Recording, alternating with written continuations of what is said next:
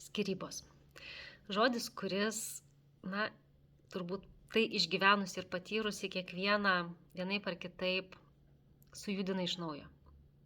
2 metai, nežinau, ar čia daug ar mažai, tačiau man tai yra laikas, kuriame aš po truputėlį, žingsnis po žingsnio, vis plačiau šypsausi. Su bendrakeleiviais susipažinau tuo metu, kai man buvo per sunku savo naštą dėlioti artimiesiems ant pečių draugams ir kai aš pati jau nebepanešiau to, kas darėsi su manimi, kaip aš jaučiausi, kaip aš reagavau ir atrodė, kad skyrybos amžiais nesibaigs. Tačiau rami Daivos šypsena, kalbėsena, tiesiog viso kurso metu mane vedė į kažkokį tai keistą jausmą, kad aš galiu priimti sprendimus pati, kad tai nėra jokia gėda, kad planas santuoka, šeima ir laimingas gyvenimas man nepavyko. Psichologas Arnoldas buvo toks šelmiškas su savo šypsena, bet labai taikliais klausimais, kur padėdavo kartais visai nepatogiai pažvelgti į save kitų kampų ir pamastyti, ar aš jau iš tikrųjų pati tokia esu puikiai tobula, kad kaip galvoju. Ir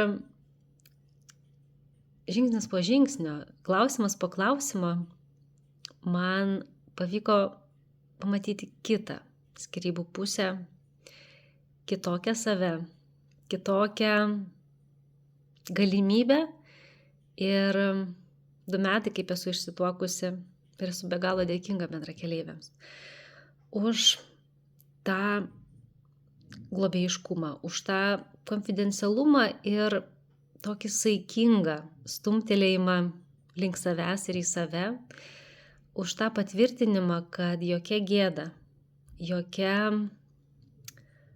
mano galbūt vienos kaltė, kad tai vyksta. Ir ta pagalba, kurią jie suteikė tuo metu, man iš tikrųjų buvo naujas oro gurkšnis, naujas pamatymas, naujas išgirdimas, netgi ir savęs, įgalinimas, padrąsinimas keisti. Nereikalaujant iš kitų, bet darant pačiai. Jie man davė įrankius, su kuriais aš paėjau į šoną ir priėmiau sprendimus. Ačiū. Kviečiu ir jūs. Tikrai nelikite šitoje kovoje vieni. Artimieji ir giminės taip pat ne visada yra šališki. Jie tikrai iš didelės meilės nori jums padėti, kartais per stipriai sumenkindami ar pažemindami jūsų buvusi ar esamą sutuoktinį. Tad būkite drąsūs. Keliese eiti drąsiau ir išmintingiau. Linkėjimai.